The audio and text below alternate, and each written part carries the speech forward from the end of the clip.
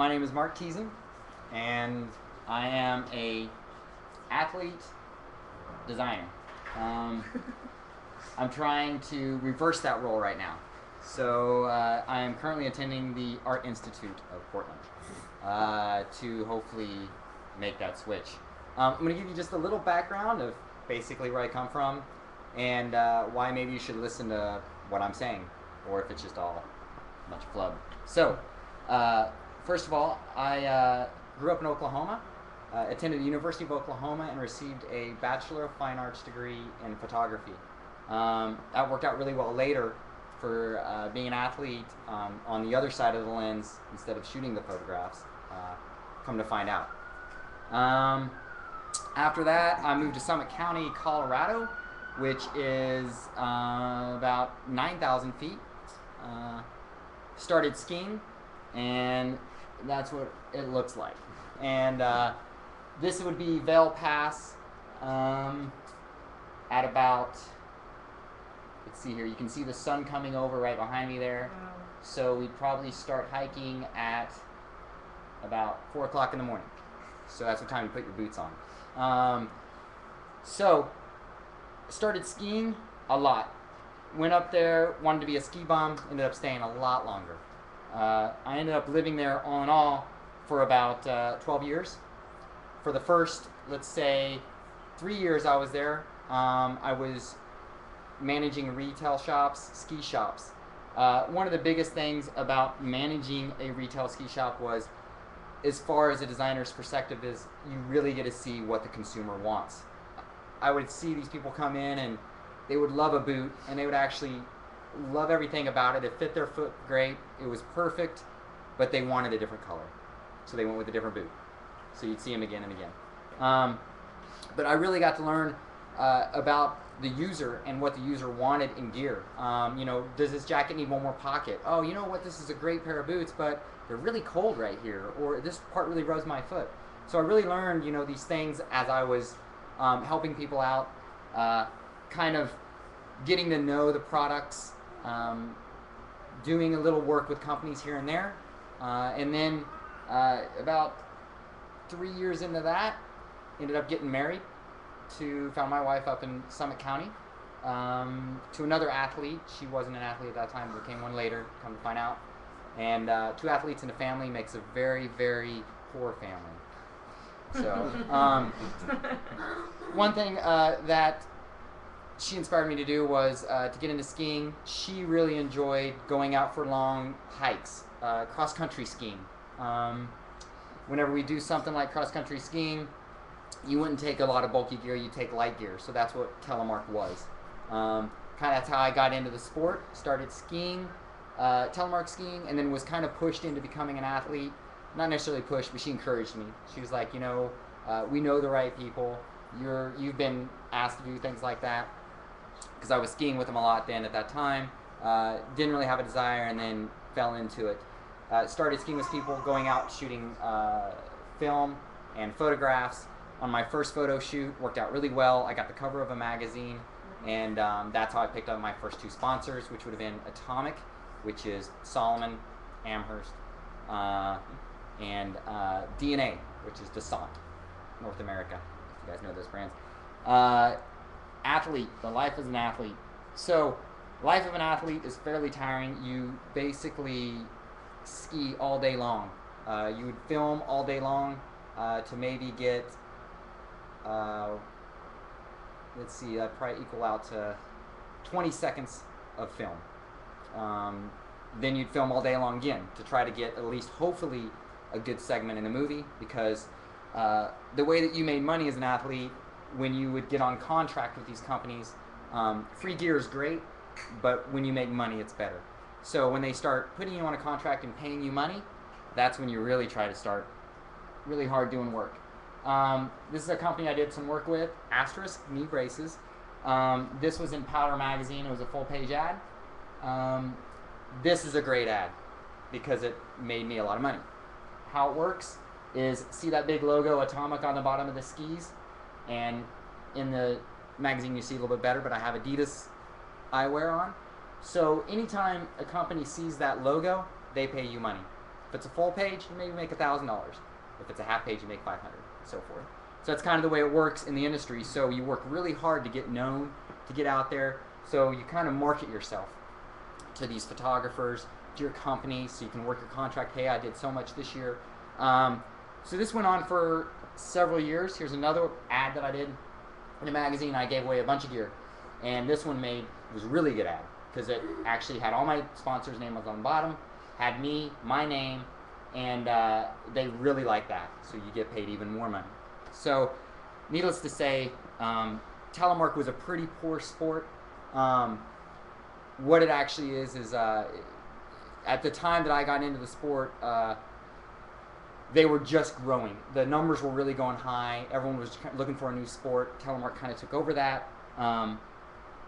So that was kind of one more show. This one's actually kind of funny. I got asked to go over to Europe and kind of do a couple shows to demonstrate telemark skiing. This was, first of all, my wife went on me with this one, and we never laughed so hard as when we saw that sign. Because my first ski show. That's pretty surreal if anyone ever sees something like that, by the way. But what this was essentially was KTM was a big sponsor. They pulled me in on a motorcycle. We shoveled snow to the jump, and I would be doing long distance, trying to do a world record backflip on telemark skis. That was in Karlsruhe, Germany, and first broken bone I ever received in my life. So it was just on my hand. Wasn't too bad, but a broken hand. So telemark, that's my life as an athlete. I kind of, shortened it up. It was a lot longer than that. You do a lot of work. You are constantly trying to get your name out there and do stuff to make money. It's very, very about me. And that's one thing that I didn't like, because what I really want to do is make things for you. And so one thing you find as an athlete is that you're always struggling to satisfy you, where my tendency isn't that way. It's more of I want to make things for the public, for the consumer. I enjoy seeing people happy. Me, I'm always happy. So telemark skiing, it is the original skiing. If you guys ever remember seeing those old vintage pictures of people flopping around on skis and they got leather boots on and they look really like funny, that's how telemark skiing started. Telemark was the original skiing. Sondre Norheim was actually the first person to start writing books on how to make a telemark turn with a free heel. So free heel, what do I mean by that? Essentially, this is a telemark ski, kind of an original one, a 3-pin with a leather boot. This boot is not leather. This is a somewhat failed attempt by Atomic to make a telemark boot. This one never went to market. But the way it works is you have an interface of 3 pieces here, 3 holes on the bottom and 3 pins there. And essentially it connects like this. Locks down there. So if you get the idea of what's going on here, when it's locked down, there's not a lot of power there. So hiking is really nice this way because you can hike and go up the mountain easily. Okay? The problem is your lateral and everything else about it is very flimsy. So this is great for, if I'm just going to go hike somewhere really loose, kind of play around. But if I want to ski down hard and aggressive, then this is a failed attempt. So this was the original, kind of what it started out like. Something very similar to that is when technology started doing like a 3-pin leather boot setup. Looked something similar to this type of skiing. And that's the way that everybody looked at it. Oh, this is fun, this is neat. But the industry was trying to grow it and say, okay, this is something that we want to make cool, popular, whatever. Like any sport, right? I mean, Nike, who do they have, doing their ads? All these famous athletes, right? They want something to look cool and they want you to buy it. That doesn't really want to make me want to buy anything right there. So then they started going forward with a 75 millimeter boot and binding. This upgraded the system quite a bit to integrating cables, integrating plastics. They went from leather to plastic integration to now fully plastic boot, which looks something like this. So a lot stiffer, a lot more aggressive. They started doing. This is actually my wife's boot, but started making something that was a little more powerful. So you could actually still have something nice and light, a lot lighter than an Alpine boot, easier to hike with, has a vibrant sole so you can hike on ice, snow, dirt, rocks. You can't do that with an Alpine boot so much. So it's able to get you out there in the backcountry to see things that people don't see on the resort. Interface with this binding. So one thing that's fairly good to know is that there's a left and a right with this style. 75 millimeter, there's a left and a right, so you can't have it in the wrong. You always have to have it in the left and right. Interface is here, and then you have to reach down and lock the back here for that. Then you have to put your brake on. This is your brake. So if your ski flops off, you got a cable at least, because there's no release system here, right? So it doesn't release, has no brakes, and the other thing too is that if you're going to go up and down with this guy, a little stiff. So not real fun to hike with, right? Nice, it's missing this nice movement here, but it's still super stiff. A little better going downhill though. So you kind of get that opportunity with it. So that was the next step on it. Take my brake off here. The finally, here's the actually the 75 millimeter boot. I can kind of say that this boot essentially was the first boot that I got to work with Crispy on right here, and really cool boot, cool idea. We had transparent plastic, so it had a great look to it. But the problem was that the plastic was actually wasn't good for winter temperatures. When it went down below -10 or so, the boot got super hard, so you couldn't flex it. So really looked good, skied great in the spring throughout the winter, but in lower elevations, Mount Hood be great. Never temperature change isn't that great, but in Breckenridge, when you go up to 13,000 feet, all of a sudden the temperature drops real low. You're below freezing by quite a bit, and the boot's rock hard. So changed too much variables with it. So we kind of had to back away from that. Move to this is the new line coming out this upcoming winter. As an athlete, this is where I can kind of start to tell you what I got to do. I got to design essentially a couple things on a boot as far as the bellow flex. How a boot flexes here. This is the actual way it will flex here. This one's really stiff.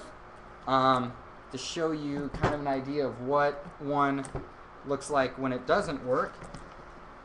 Here's one we tried that if you see how soft that is, that's a boot we won't be able to sell.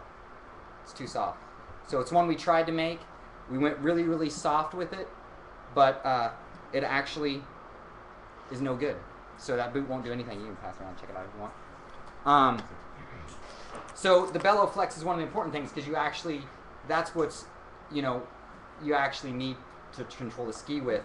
The one thing that we did with this that I was really proud of was I was able to come up with an idea of to drive a ski on the 75 millimeter boot, and on any boot you have a left and right. So what we actually did is I took the bellow itself, and you actually have a thicker liner, a thicker piece here in the liner, and it goes thinner to the outside. So what that means is that when you go to drive your turn, you can actually really load that ski up to pressure into your turns, and it actually releases coming out. So it's kind of a nice little cool thing. No other companies do that, and that was the closest I started to get to actually making something. You know what I mean? Like getting my hands on it and making it.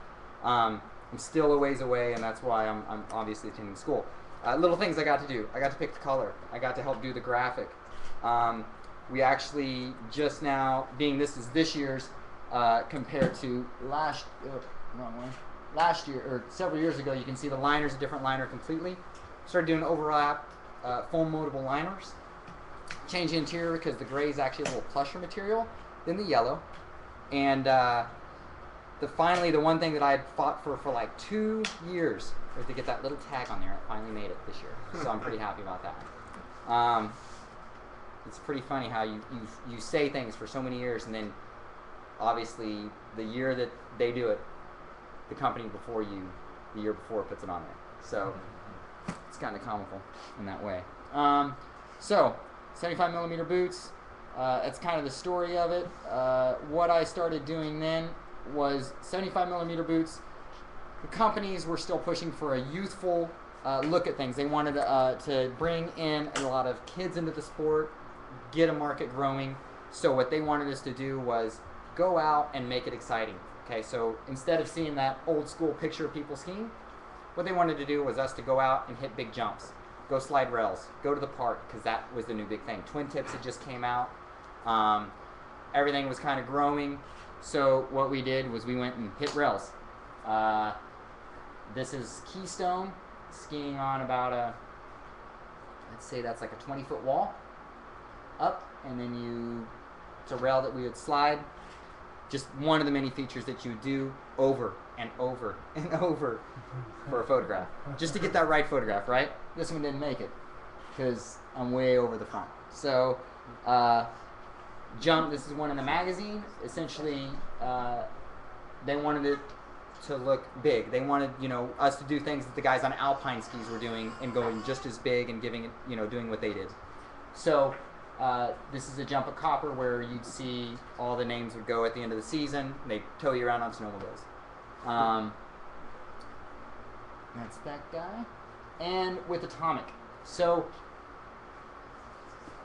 my first company, really, Crispy I kind of fell into later. I kind of jumped the gun there a little bit. But my first company, Atomic, that I had signed a contract with, that started listening to me, because when they pay you, they start listening a little bit.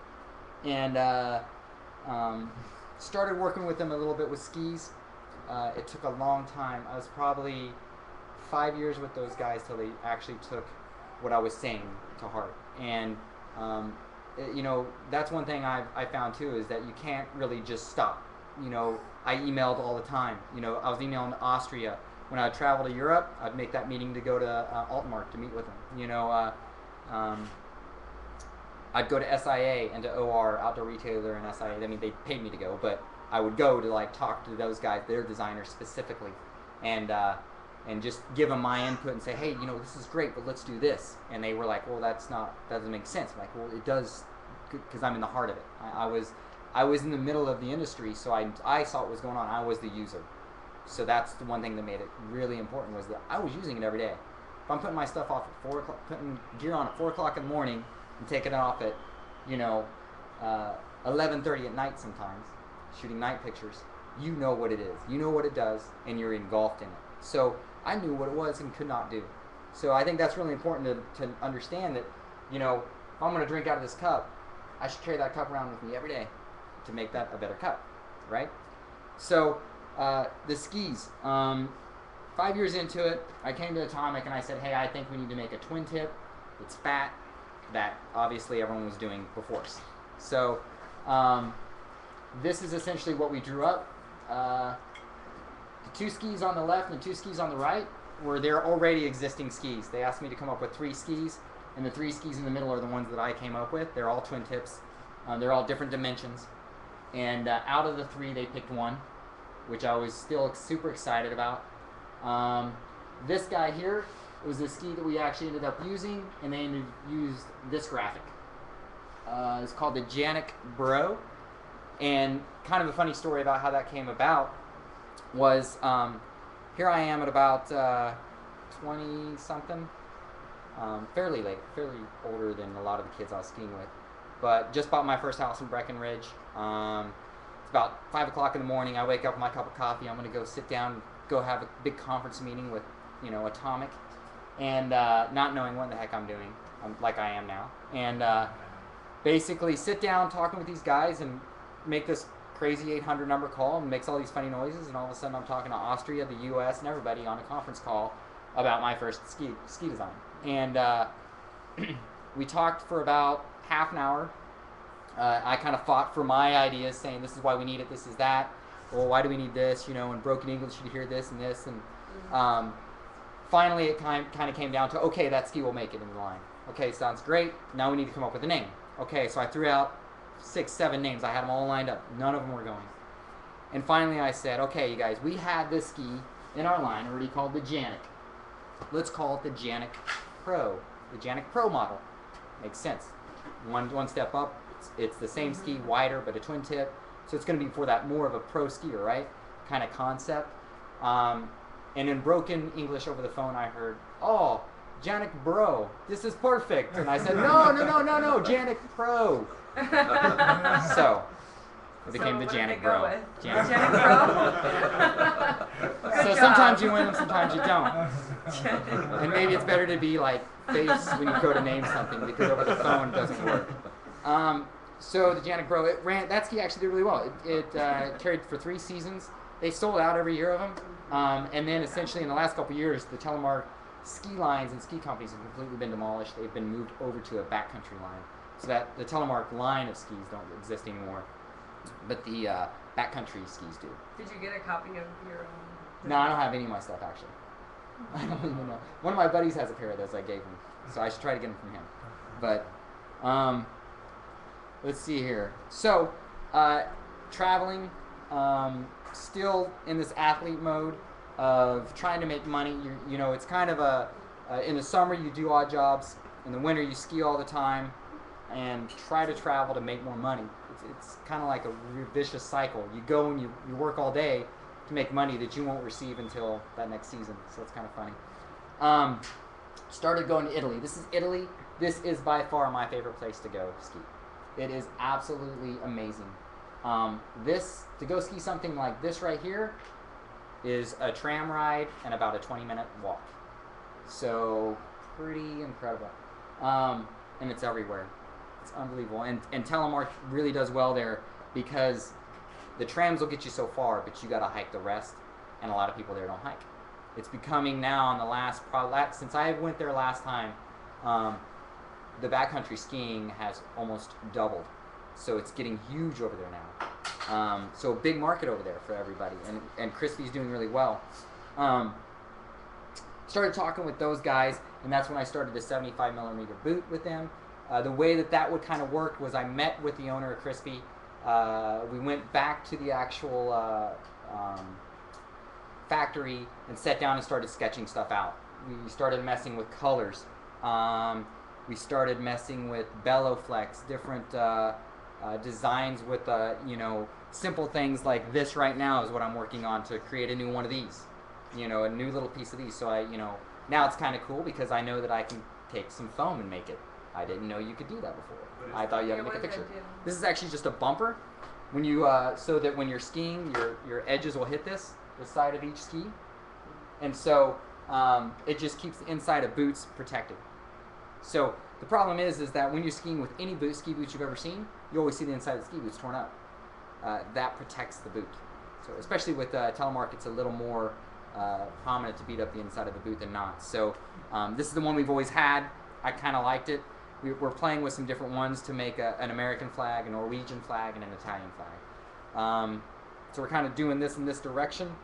And this leads into the Evo boot, which this is kind of my baby.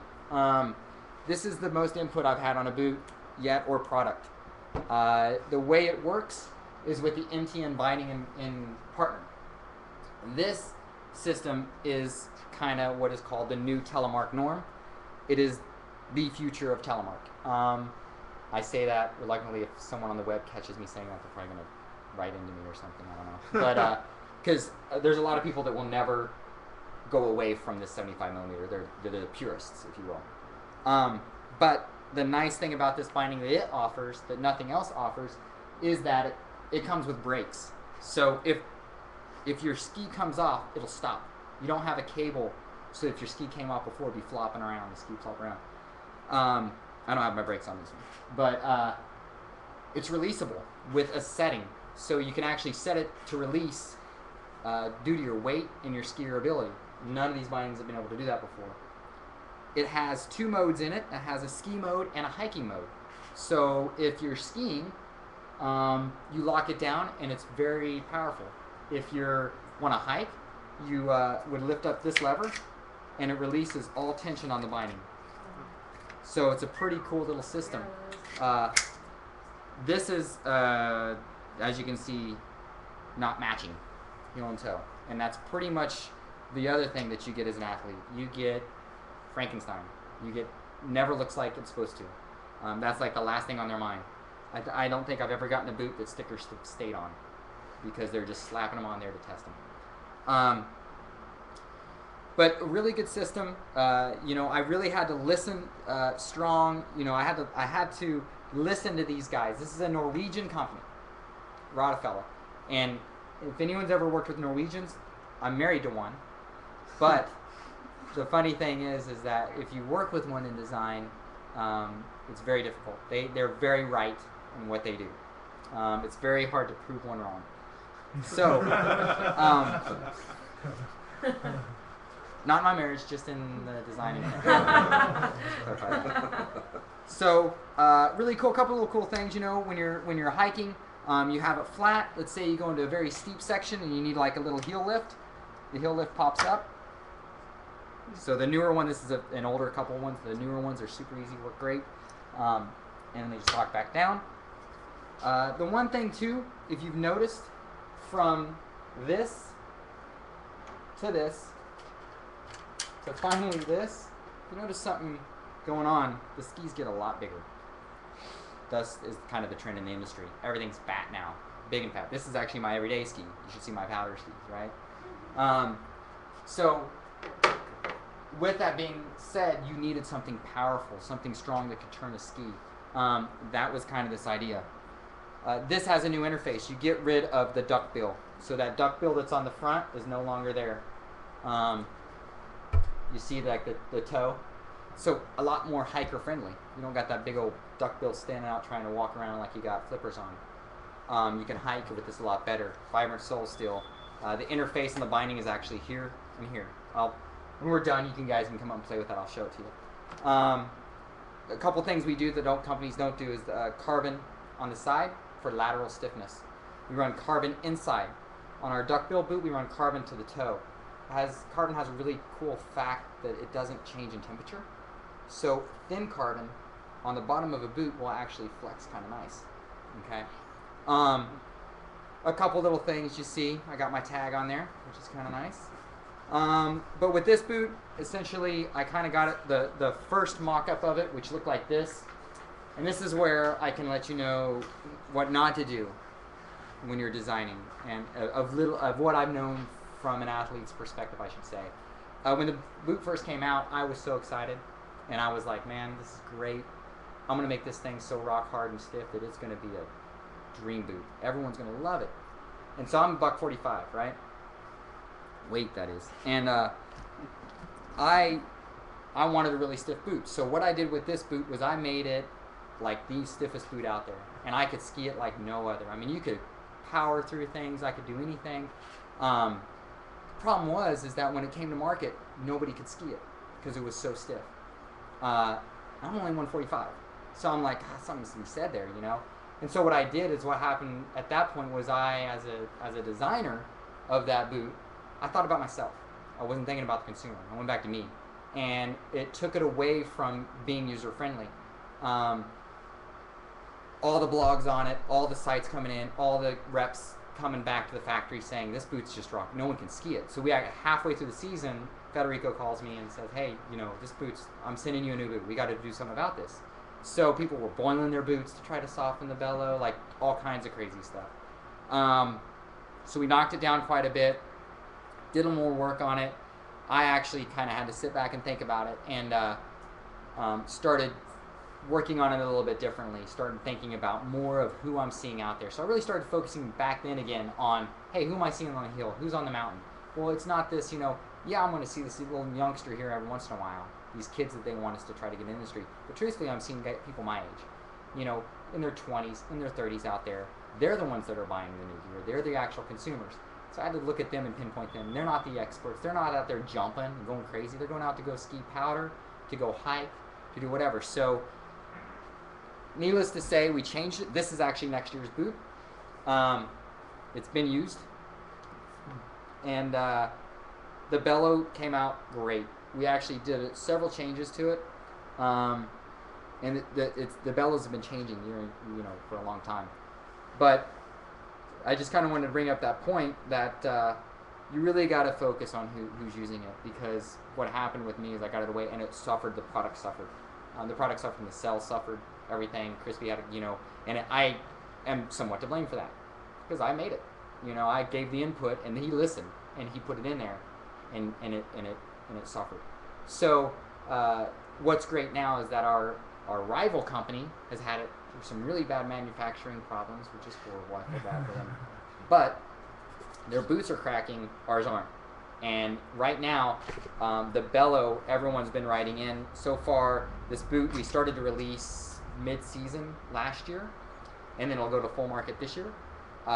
Everything's been awesome. We've had amazing reviews on it. Everyone's excited about it. They love it. They say it's comfortable. They love the liner. Everything's going on. Everything about the boot's really good right now. So it's in the stages of becoming a better product out there for the user. This is essentially what it's allowed a lot of people to do.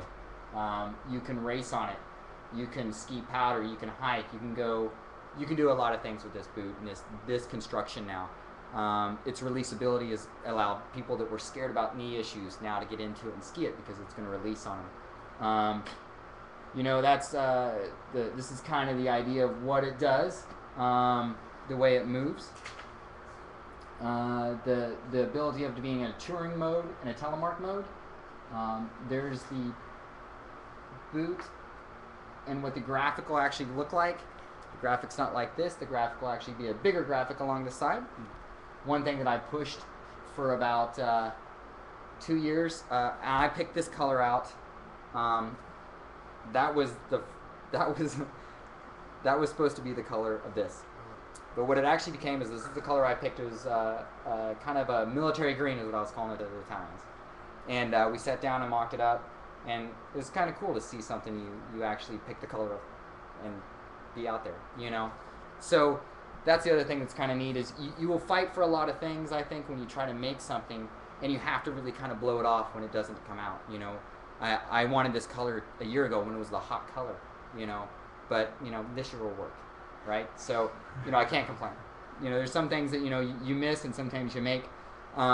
We do a construction on the back. This is something I did not do. What I did mainly on the boot itself, as far as going back to my input on the boot, was the Bellow. Believe it or not, I made all the red, made them change all the bolts to red. I kind of liked it. The graphic that you saw, and the liner. I've had a lot of input on the liner. This is a heat moldable liner. Will mold any foot, and this right here is an aftermarket product that we're going to try to start making ourselves. And it's just something I've been testing. So hopefully in the next year this will start coming out on our boots. I just got to figure out how to make it. So I got to tear this thing apart and figure out how to make it. And then hopefully you'll see that on a boot. So that's kind of the gist of it. Some things we're playing with. Carbon throughout an entire boot. Why not? You can do anything. Why not just make carbon everywhere? It's light, stiff, works good in temperatures, right? And everyone's using carbon. And it seems to be like the new skinny jeans or something. I don't know. So this was an idea, carbon up the cuff. Financially, just not going to happen. I mean, there's not that much money in the boots anyways. Like, this boot sells for about $750, I think. So realistically, the production and everything, it doesn't equal out to make a full carbon. I thought it would be really fun. I wanted a pair. We're releasing a new boot here pretty soon, which is going to be Enigma. I will be receiving these boots pretty soon to start working on a new boot, which is now where the industry is going. So now that I've done this, it's been great. I've gotten, as an athlete, I got kind of my ability to step into being a designer, and that's really what I wanted to do. After skiing more, I realized that I wanted to actually make this product. I didn't want to just give a little input here, say, oh, I want it to be called the Janik Pro, and it's the Janik Bro. I want to actually make it from the ground up, and then present it, and then them say, oh, this is what it is. This is going to be the Enigma. This is an AT racing boot. I don't know if you guys ever heard of Alpine Touring. It's an AT racing or randonnée racing. It's crazy. These guys will go. They weigh like 90 pounds. And it's like a tissue with an outboard motor on it. I mean, they can move. They will basically start at the bottom of a mountain, and they'll climb up to, I don't know, let's say they start at 8,000 and they'll go to 14,000 plus foot peaks, and then they'll go across 14,000 foot peaks to a couple up more and then back down. It'll go all day long, and they'll won't stop. They'll go as fast as they can, and it's just all about going up the mountain as fast as they can, coming down as fast as they can, and they're pretty amazing. So this is going to be one of our first boots. It's all carbon, and it has it's just lace wrapped, so it's pretty flimsy, but it's all about speed. And the idea is to take that boot and make it this, and that's kind of where I'm going with next, is to make something as light and as aggressive as that you can ski, and make it as strong as and powerful to go downhill like this. So that's the struggle I'm going with next. But I'm really enjoying it, and I'm enjoying the fact that I'm learning a lot of things in school now that are showing me how to take it from the ground up. I hope that in the next couple years I'll know how to start mocking all this up, and that way I'll be able to actually take it from the ground up. That's the day in the life right there. That's what it looks like. That's what I've been doing for the last 7 years. Well, not really. But yeah, that's kind of the gist of it. If you guys have some questions, I'd love to answer them. And you guys can play with all this instead of being done. Look at the difference in the weights and stuff. Cool? Yeah, good job. Yeah. You mentioned that the liner was heat moldable. If you put it in an oven, how do you do Yeah, this? you would actually put it in an oven, and mold it. I have one that was done and one that wasn't done. What you would do is there's actually several these companies do this now. It's a little baker oven almost, and you just set them in there, and a lot of hot air go around it. Will come in and around it, and it molds to everything. So if you see essentially exactly what it will do is when you put your foot in there, it shapes not only to the inside liner, which is getting you closer to the liner, and to your foot, so that now when I go to turn, there's nothing between me and the liner. I'm almost on the liner, which is better performance. If there's slop in there and I go like this and then my boot turns, So yeah, all heat moldable. Shimano bike shoes are doing it now. So kind of they got that, essentially from the ski industry. Yeah. They used to do foam injected liners. People would just go in there and cry why people foam injected their boots because it was a horrible experience. This is nice and comfy now. So kind of a liner. Some certain things we've done on this is had to beef up the rear. It was rubbing real bad because you still get a little bit of slop in there. It still slides a little bit, especially when you're hiking. Heel cuffs to keep your heel from sliding around. Had to install this. We had to start really beefing up the seams because the seams were starting to tear a little bit, and that's all from just spending time in it again, and really seeing how people tear stuff up. So you were talking a lot about struggles and fighting for your design concepts to come through. Are there any kind of strategies that you would use to get your ideas across? Yeah, the one thing I would do sometimes is send links. Like if I would see something that a company was selling and there was a big buzz about it, I would send a link to my designers and say, hey, you guys you're missing the boat here. I've been talking about this for a year now. It's happening, and if we don't jump on the shit, we're gonna miss it. You see them start to listen. This right here, this color change, you don't know how huge that is because Crispy, they're known as a very yellow-orange company. That's, if you go to their website, it's yellow and orange. That's all they've been the entire time. So for them to change their main boot to a different color, into this color, they plan on keeping this for several years now. This won't change. So, and that's the way it kind of works. So yeah, when you go in there and you're saying, hey guys, these people are changing here, these people are changing here, you guys have got to catch up. The problem from an athlete is that they're like, yeah, okay, I understand. But when they start to see it from other companies, then they start listening. And that's something that's kind of, I think, fairly important to recognize. And thing I wouldn't do is get mad. You can't get upset about it and get angry about it and stomp off. You got to just kind of keep, maybe come back with something else and just kind of like keep feeding it to them, and let them know, maybe let them think they created it. but always know where it came from, I guess. How many athletes are thinking the same way as you, though? Like, in your field, though? There's, when I was skiing, there was a kid that actually skied for Nike for a while named Ben Dolance, and he thought like that.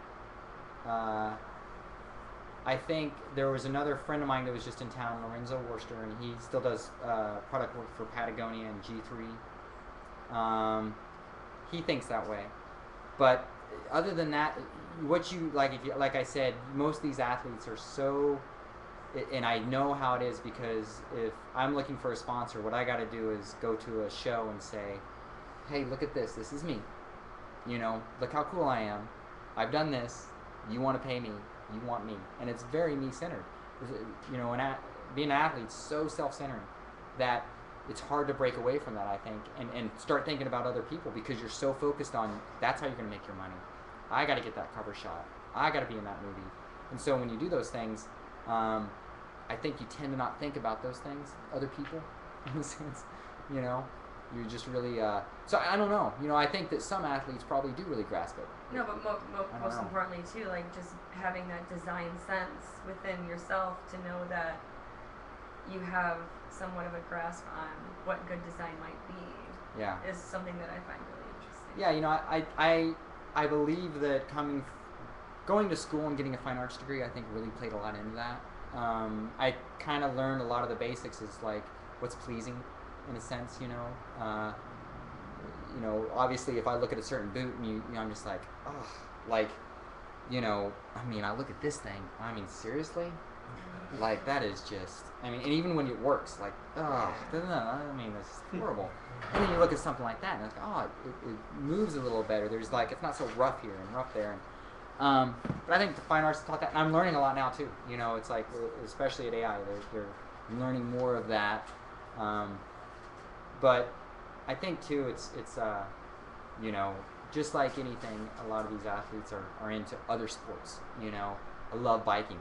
My wife was a professional endurance mountain biker, and so I had to bike. If I wanted to hang out with her. And you're on a bike all the time. Well, there are so many things you can grab from a bicycle that our new, I have it on here, but I didn't put it on. I was actually talking to Eric about it before. We're working on a new release mechanism here. So the one thing about these boots is they also have a hike mode. They got 3 set modes. So you can set you can set it with a real forward lean, or it can be straight up. You can actually lock it down. And what we're actually doing is working on a new one of these that's actually going to be very similar to a bike skewer. So bike skewer totally came to mind when I was looking at this and was thinking, okay, I want to be able to do this and this and that. Looking at the inside, bike skewer, that's perfect. It's going to work perfectly here. It's going to be the great, easy to grab with your gloves on, like the whole thing. So I think it comes from, these guys see things in just like a car manufacturers maybe or something like that. Do you think it's like some form of maybe injury or aching that kind of gets you to think that way? Sometimes, especially sometimes, like I said, if you're in a boot all the time and it's crushing a certain part of my foot, I'm just like, how can I make this better? Yeah, I'm getting on the horn and being like, hey, we got to fix this because if it's killing me, it's killing somebody else. So. So would you say that? Would you say then though that you were kind of like out of the norm as far as athletes thinking about how to make their career better? I don't know. I come from I was talking to my wife about this earlier. I come from an area in when I lived in Summit County. It's funny for me to go like to the North Face store, for instance, and see your friends all over the place on the walls. You know what I mean? Like you grab a magazine and you're like, oh, there's Monique, or there's Lorenzo at the Patagonia store, or there's and so when you go to all these places, you see those people, and when you talk to them, they always have obviously the next gear, and a lot of them, I know a guy that was the #1 24-hour mountain bike racer, and he cared nothing about a bike. All he wanted to do was just ride. He just wanted it to go, nothing. He didn't care if it was purple and was a box, as long as it worked. And so, you find that those athletes that just don't care. Yeah. But I think you do come across some of them that kind of infringe on it. I think, for me, is when, I don't know, maybe a little different. I don't want to say that because I'm sure there's guys out there that are freaking just, dude, you got to make it this way, you got to make it that way, And But I think for me, you know, I see something, you know, and I want to make it better. I want to make it more fun, you know, like that's kind of my enjoyment of doing that. Do you find yourself running into those situations often where you as an athlete will want something out of your gear that is different? I mean, you mentioned that you made a boot that was way too hard for the general public. Do you find that you kind of run into that a lot, where you want something that's going to be great for, you know, 6 hours, 7 hours, but the company will say, well, you know, that's not really going to sell. Let's do something that works for 4 hours or 3 hours. Right, yeah. You know, I would say the biggest struggle as an athlete is that I would make a boot. For instance, to me, this boot's too soft. Okay, so I had to settle for a softer boot. It's not what I would personally ski, but it's what sells. So at that point, you know, what I do is I'll actually take this boot from last year that I have, and I'll hold on to it because I got my boot. You know what I mean? Or I'll just, you know, at that point, yeah, I could call and get one made. But really, it's kind of like, you kind of find one, you know, amongst, I don't know how many boots I've had, but there's been a couple in there that like were like the money boot. You know, like they were like, oh, man, I don't want to get rid of that, but I broke them or something happened. Yeah, so, like what's the lifeline on a boot? You know, I was probably going through, well, probably 4 boots a season.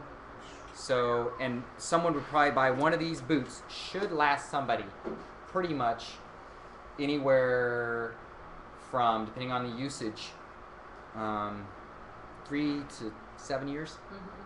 So now again, I wasn't, you know, there were some boots, like I said, I got one that was like as hard as a rock, I couldn't flex it, and I got a boot in my hand that I go throw in the trash can. Mm-hmm. You know what I mean? So it wasn't any good. And then some of them, you know, would start breaking in certain areas, and we'd have to start researching that. You know, why is it breaking there, but it's not breaking on anyone else's? You know, I have a tendency to break this piece right here, but we haven't seen it in any other boots yet. The other thing too is it's really funny is that I designed this boot.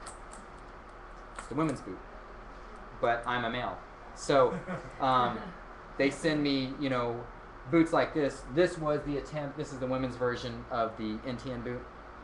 Super soft, because I was like, hey, this is just, you know, I get sent a 25.5. I ski about a 27.5, so I stuff my foot into the boot, go out and ski it for a couple runs, and I'm like, okay, this is what I do or do not need to do. I have to think about my wife, and then I have to think about the women that I see out there skiing and that concept, because they don't have any of that.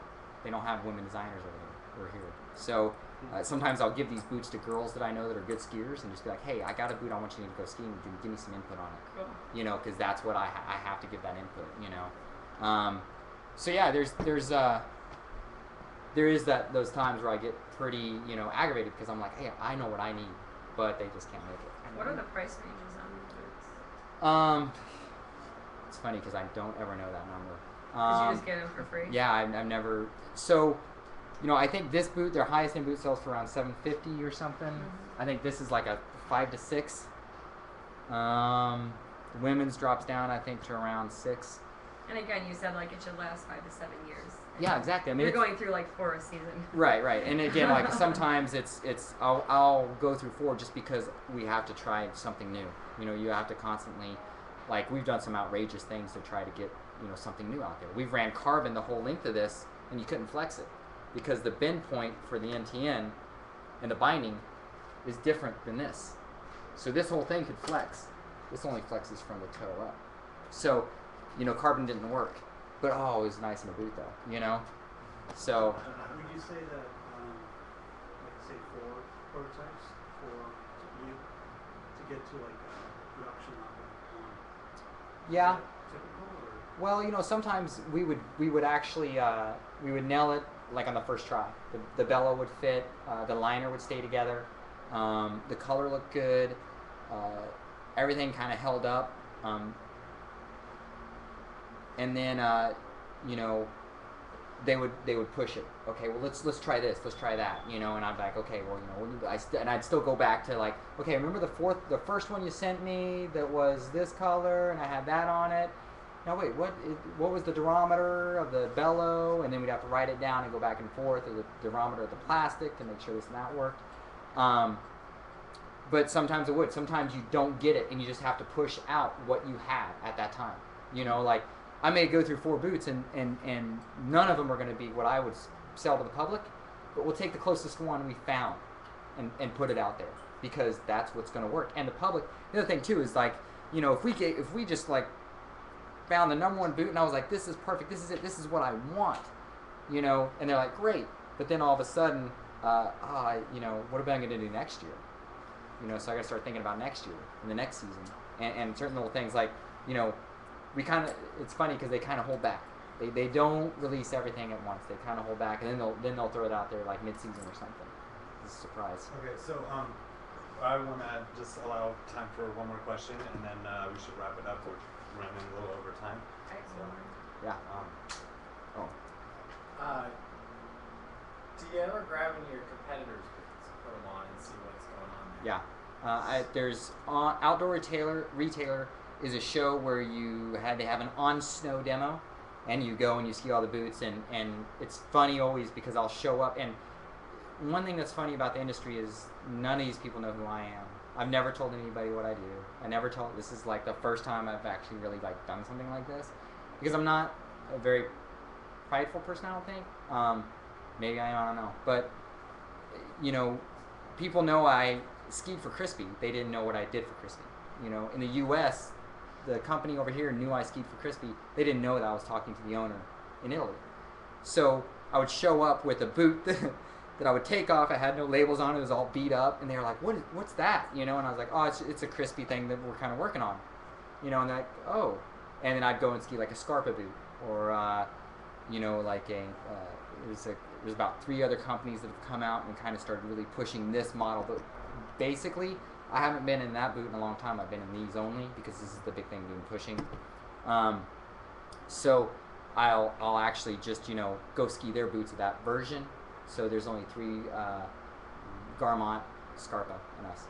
And ski them, see what they feel like. Oh, this is great, or ooh, this is just not that great, you know, and then try to go from there. So, yeah, always.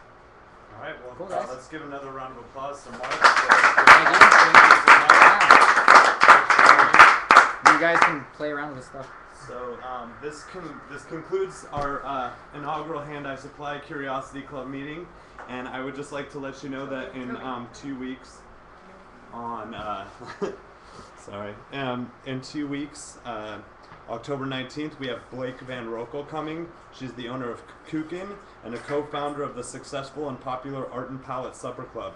Her menus are inspired by art and design, literature, and music, resulting in meals that are thematic and unique to the time and place of the event. Her goal is to introduce greater levels of meaning to the food on our plates by not only stimulating our taste buds, but our emotions and intellect as well. Blake's talk will focus on the process by which we create dishes. Not only are taste and textures motivating factors in recipe and menu development, but color, aesthetic, and the creative process imbue themselves upon food as well. What we see, the literal and intangible, is what we eat.